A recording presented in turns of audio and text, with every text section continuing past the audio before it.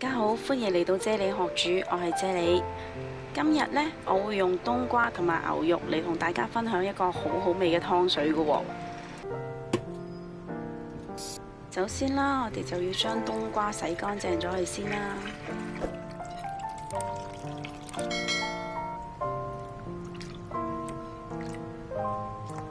洗乾淨咗個冬瓜之後呢，我就會用支湯羹啦，將啲冬瓜囊拔走咗佢先㗎喎。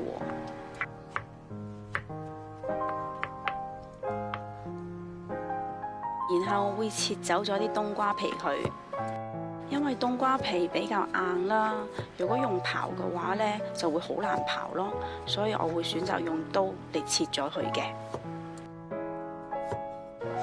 切咗啲皮之後啦，我會將嚿冬瓜豎起佢，跟住將佢一分為二啦，跟住呢，就將佢切成細細嚿嘅喎。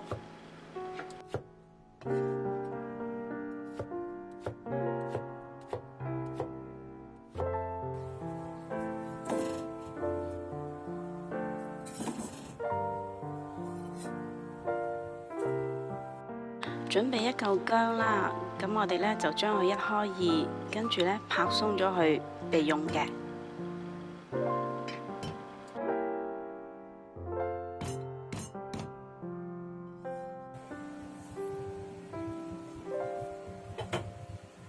而家我哋嚟切咗啲牛肉先，咁我會將啲牛肉切咗成粗條先啦，跟住呢再改刀將佢切成一粒粒嘅喎。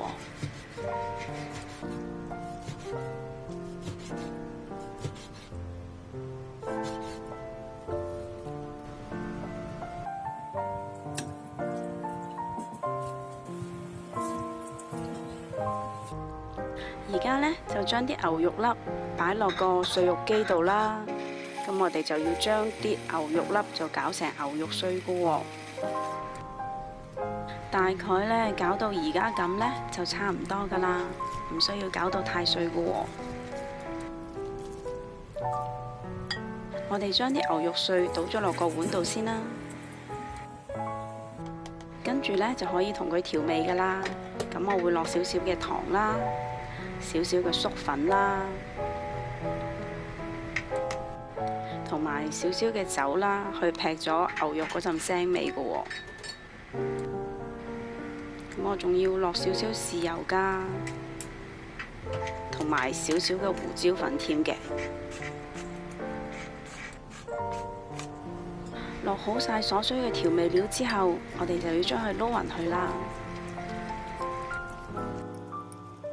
等到調味料同牛肉完全撈勻咗之後呢，我仲會加返少少水落去嘅喎，咁會繼續撈勻佢啦。咁樣呢係可以令到啲牛肉煮出嚟更加嫩滑嘅喎。我仲會準備定一個鹹蛋啦，清洗乾淨之後呢，就打落個碗度備用先啦。將個湯煲燒熱咗佢之後呢，就落返少少油啦。等到啲油燒熱咗之後，我哋就可以將啲薑擺落嚟，爆香啲薑先啦。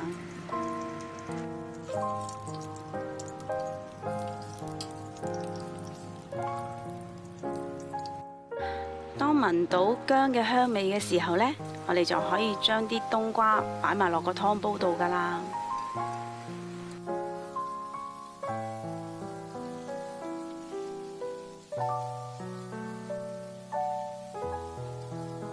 稍微翻炒幾下之後呢，我哋就可以倒啲滾水落個湯煲度㗎啦。滾水呢，大概浸住晒啲冬瓜就夠㗎啦。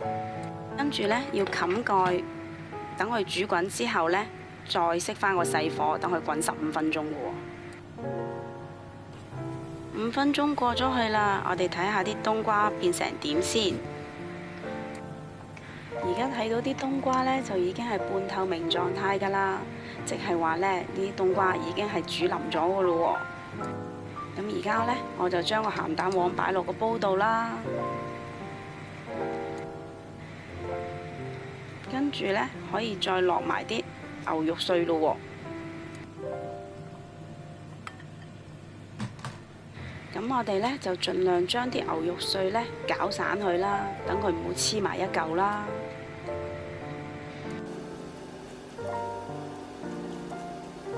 咁等啲湯再一次滾起嘅時候呢，我哋就由佢 keep 住個大火煮多3分鐘嘅。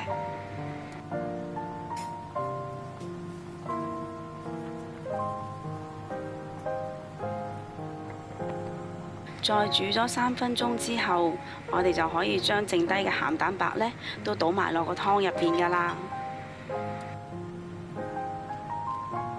攪勻咗佢之後呢，我哋就可以試下味咯喎。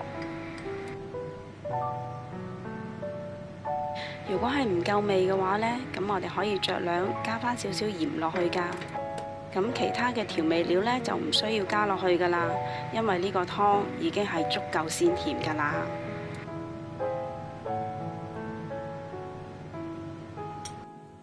而家我嚟試下味先，同大家分享下個味道啊！